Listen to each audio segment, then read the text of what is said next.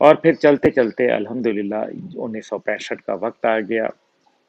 اس time پہ ایک balance of power تھا، اس ٹائم پہ جو ہے باقاعدہ روس کی بے پناہ امداد جو تھی وہ بھارت کے ساتھ تھی، اور روس جو تھا وہ ان کا ڈیفنس اسٹریٹجک پارٹنر تھا، اور ان کے ساتھ دفاعی معاہدات جو ہے وہ پاکستان ابھی بنے ہوئے جو ہے زیادہ عرصہ نہیں گزرا تھا، اور پھر مختلف مسائل کا شکار تھا۔ ایک طرف جو ہے وہ مشرقی پاکستان تھا اور ایک طرف مغربی پاکستان تھا، جس کے درمیان میں ایک مکار اور ایک دہشت گرد دشمن جو تھا وہ بیٹھا ہوا تھا، جس کا نام ہندوستان ہے۔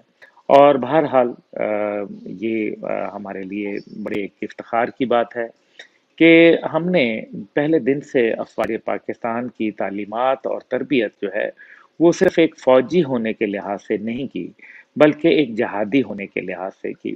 ہم صرف فوجی نہیں بلکہ جہادی بھی ہیں، اور جہاد وہ جذبہ ہوتا ہے جو کسی بھی فوج کو فوج کی جو تربیت ہے اس سے کئی جو ہے گنا بلند کر دیتا ہے۔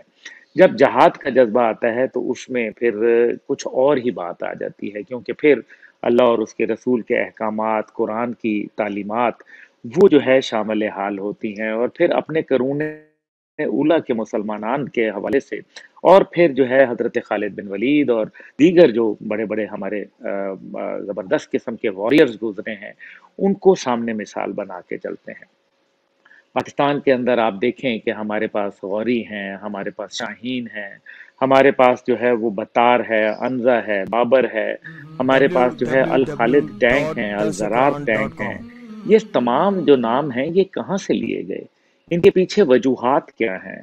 جی ایچ کیو کا جو خود ایک جھنڈا ہے، جو ان کا آپ نے سائن دیکھا ہے، وہ جی ایچ کیو کا سائن ہے کیا؟ بنیادی طور پہ یہ بات سمجھنے کی بہت ضرورت ہے کہ اس کے اندر پیچھے جو سبز رنگ کا کپڑا ہے وہ تو بڑا واضح انڈیکیٹ کرتا ہے جو ہے گنبد خضرا کا، اور جو اس میں تلواریں ہیں وہ تو نبی پاک صلی اللہ علیہ وسلم کی تلواریں موجود ہیں۔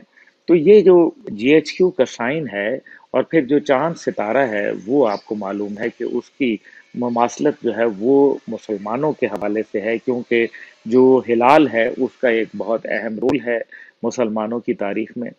تو یہ کہنا کہ ہم صرف ایک پروفیشنل فوج ہیں، میں سمجھتا ہوں کہ یہ ناجائز ہے۔ ہم ایک جہادی فوج ہیں، اسی لیے ہمارا جو نعرہ ہے وہ ایمان، تقوی، جہاد فی سبیل اللہ کا ہے۔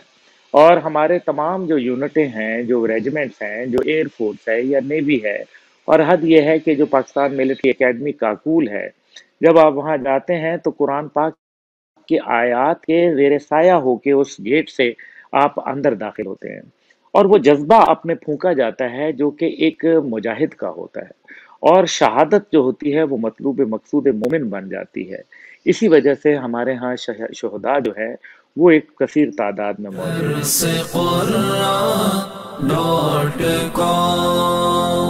www.tasquran.com